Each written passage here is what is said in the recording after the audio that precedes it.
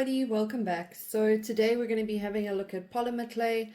This is something I'm actually not sure if I've done a video with it before, but it's something that I really enjoy working with. So there's a couple ways that you can work with it. You can either sculpt by hand if you're good at that, think like Play-Doh adventures, or you can use little, what are these called, molds. So I'm going to be doing both. I've got two really cool techniques that I'd like to show you. I have actually used them before. So I'm going to be using our Dala polymer clay. I'm going to be using this bright pink. I'm not sure why I bought the bright pink, but it's going to fit in with our doll's house thing that we have going on. So, oops, I probably shouldn't have. I probably shouldn't have torn that off. So just to tell you, it says you should bake at 130 degrees for 30 to 40 minutes. So it is quite a long bake time. Pieces thicker than 6 millimeters should be baked for a longer duration.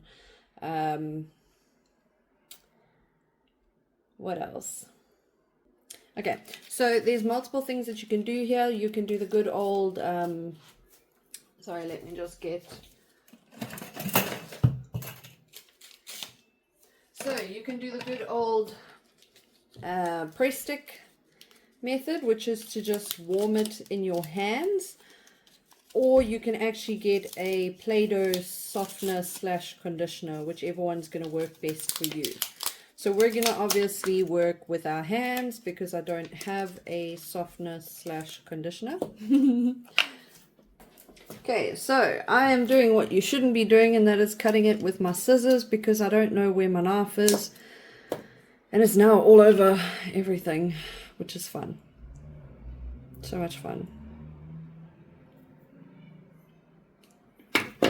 So much fun. Okay, so we're going to try to. Okay, and I'm going to go ahead and knead this. So obviously, I mean, I'm pretty sure you know how to knead. You're just going to kind of play with it, squish it around, like it so.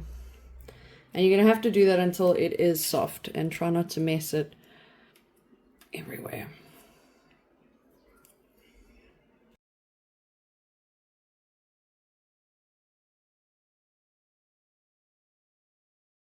So you should have like a glass cutting board or some sort of protection down on your surface. We ain't going to be doing that. So the first thing I want to show you, you're going to do the good old rolling of your beautiful clay. So we're going to make like a long, very thin, maybe I should get a cutting board.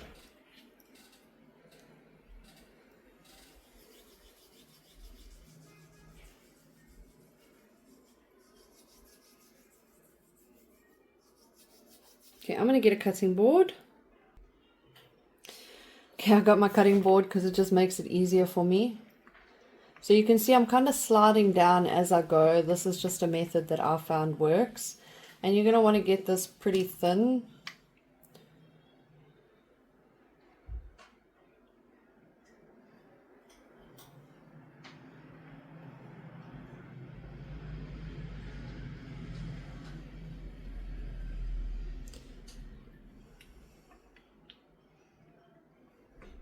And this is actually both of them that I'm showing you today. I'm so sorry if I've showed you already, but both of the ones that I'm showing you today is methods that I used when I made my fridge magnet for Craft Buddies, actually. Okay, so I've got a nice long piece. So what I'm going to do is I'm actually going to cut this into 4.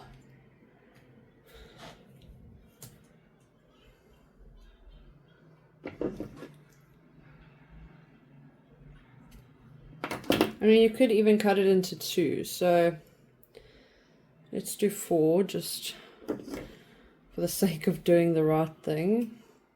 Oopsie. Okay, so what we're going to do is not get them stuck together. Oh no!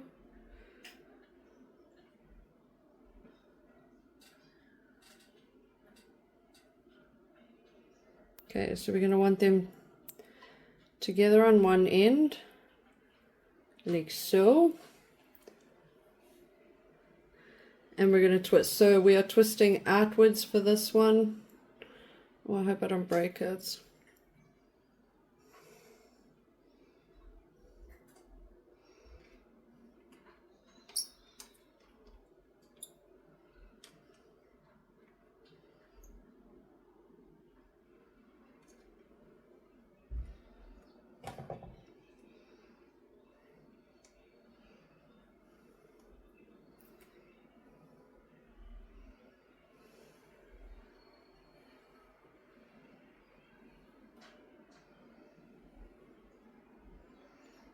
Okay, so what we want to keep twisting,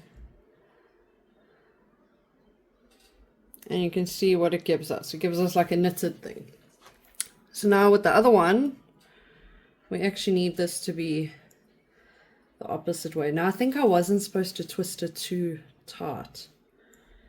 I don't think I was supposed to. It's been quite a while since I've done this, probably like 2 years. So, oh gosh, and I've just ruined this one.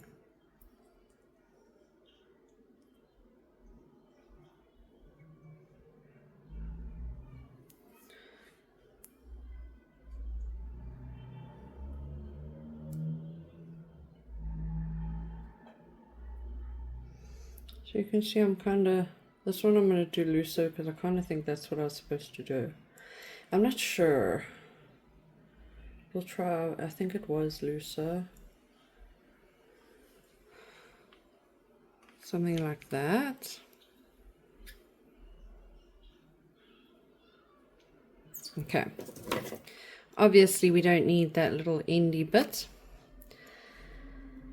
And then what you're going to want to do is you're going to want to place these next to each other but in the opposite direction. So that's the same direction, so you would want it opposite, but this one's not very good.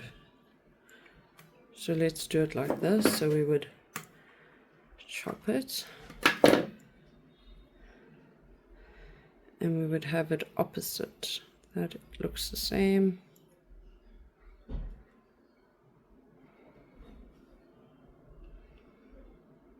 Like so.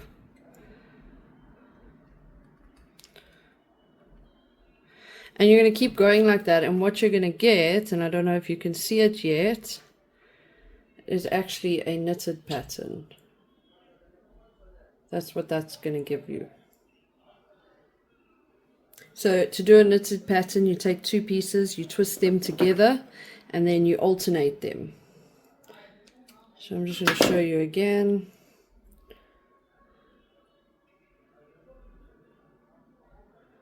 You see?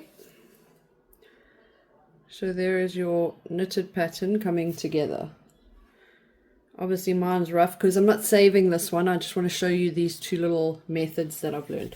So knitting patterns, super simple. You're just going to twist two pieces together. One you're going to go left, one you're going to go right. Then you're going to take those, you're going to put them next to each other so that you're going to get that alternating pattern. So the next one that I want to show you is how to make a rose. And this is super simple. This I learned when I was like in grade 3, I think. And it's the way I've always made a rose. So I think I will just continue to make roses like this. So what you're going to do is you're going to make little balls.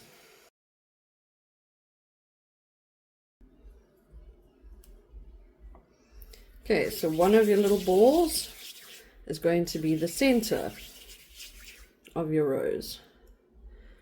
So what you want to do is you want to make a ball and then you want to squish that ball so that it's nice and flat.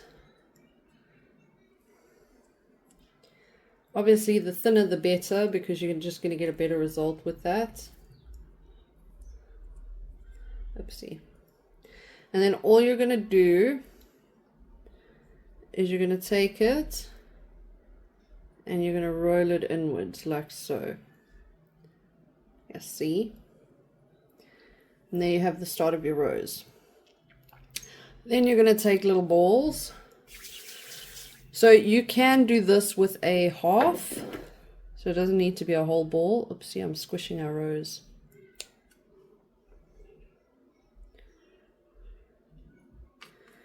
Okay, and then you're going to start applying your leaves.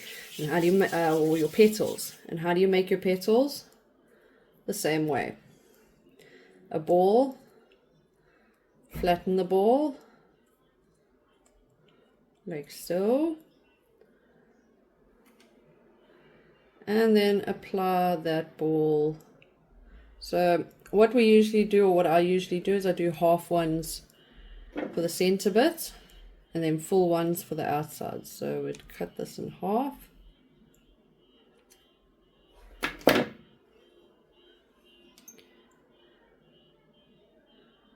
And oopsie, I stuck them like right on there, but it's fine.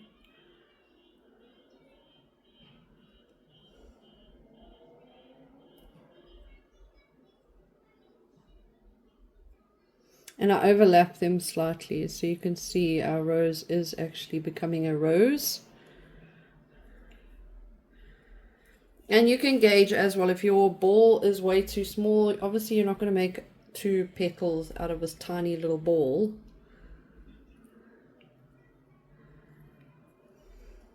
And the lovely thing about flowers is that they don't have to be extremely accurate.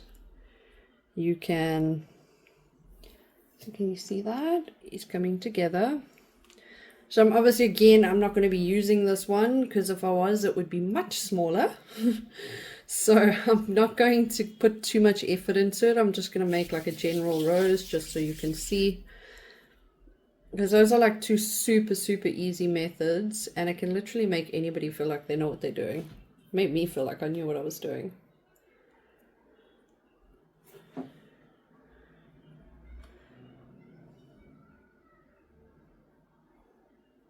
And then you can start curling your leaves outwards like so.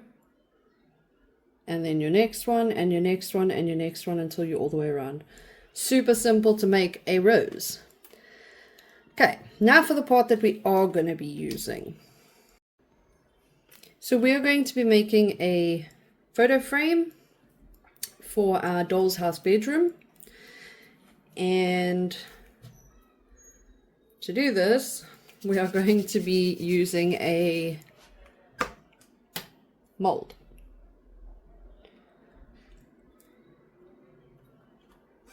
So we need our dough to like get in there, but look at that so far. How cool is that? So I think it needs to be a bit thinner. You can see my fingers are going pink. I don't know if it's pressure or dough. Clay.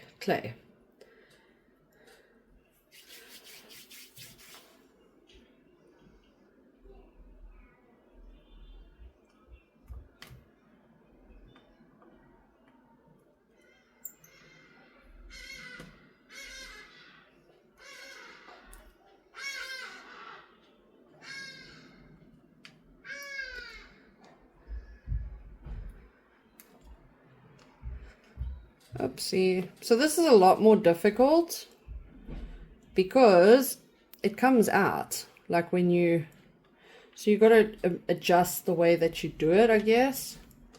I wonder if we turn it over, but I want to make sure that there's enough in there before I do that. Because the last thing I want is for it to be like an incomplete pattern. Oh no, you see it like comes out. It's super difficult. I don't know how people do this. Is that how? I hope someone in the comments can tell me. Wow, that's pretty cool though. Oh my gosh. So I need to find my knife now. Okay, I found my knife. So when working with clay, it's actually best to work with like an acrylic rolling pin and with like a, what do you call it? It's like a flat blade, like a, yeah, like a thin flat blade.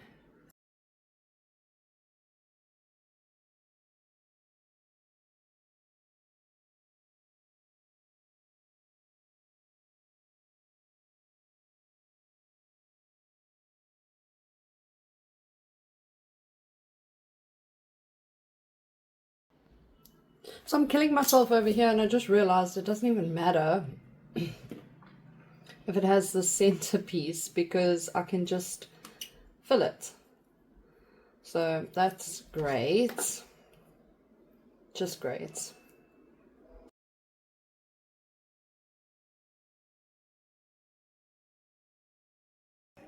Okay, so we've changed our approach. This is probably how it should have been done. So if you had a knife, you could sort of do that, but I think that I need to fill some of the spaces, so that's why I just want to see what happens.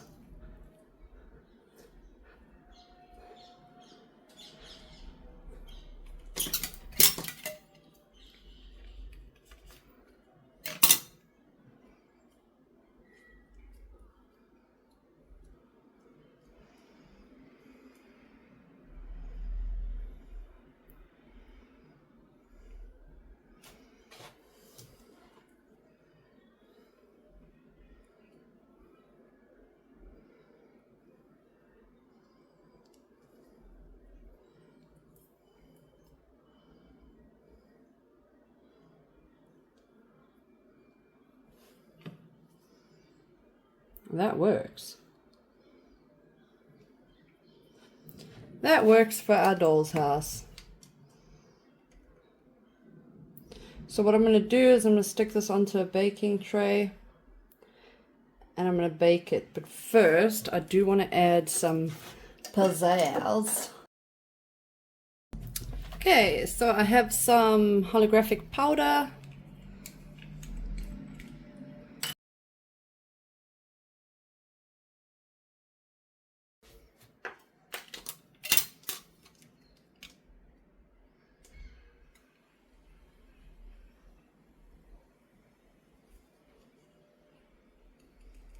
Oopsie.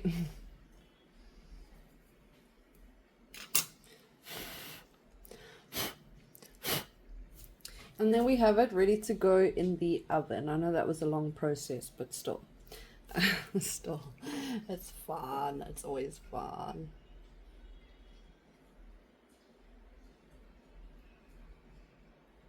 So remembering we're going to have a picture inside of it. I think that looks so cool. Okay, so I'm going to go bake that, and then I will meet you back here.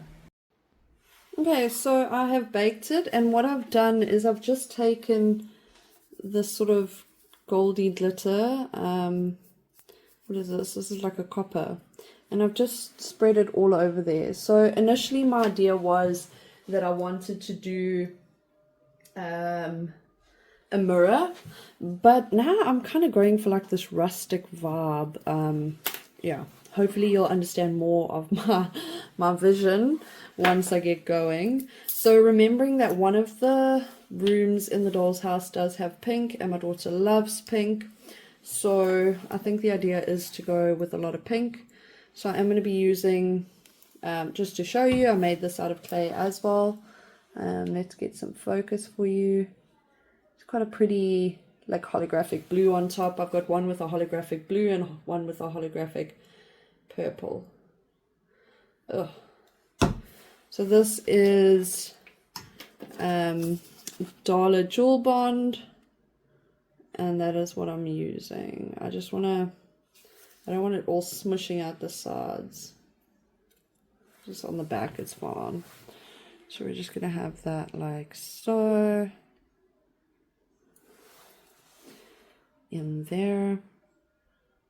Now another thing you could do, and I think it would be pretty cool, is use leftover dots like from diamond painting and just dot all in there. I think that would look super cool. So my second butterfly, I did snap it in half. Just a heads up, if you are bending the stuff, the best way to do that is to actually bend it before you bake it, and then sort of place something onto underneath it so that it holds it up, instead of trying to move it halfway. So again, I don't want big globs of the glue showing. Okay.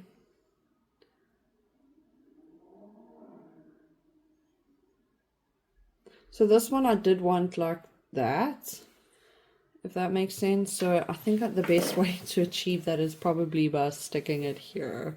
So you can see once it's got other colors around it, it actually gets like, I don't know how to explain it, it just gets better. Like you can see it more. Okay, so we're going to do this one first, I think. I don't know. So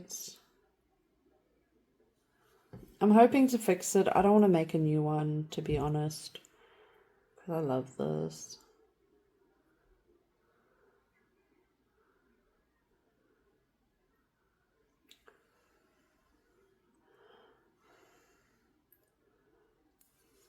I think I might have also taken the wrong one, because this is giving me green vibes. I don't know if you can see that. That's giving me heavy green vibes, not purple. Oh wait, there. So it also depends which way you turn it. I don't know. Anyway, purple or green, it's one of them. Either way, it's going to look great, I think. Okay, so we're going to put the tiniest droppy there. Oopsie.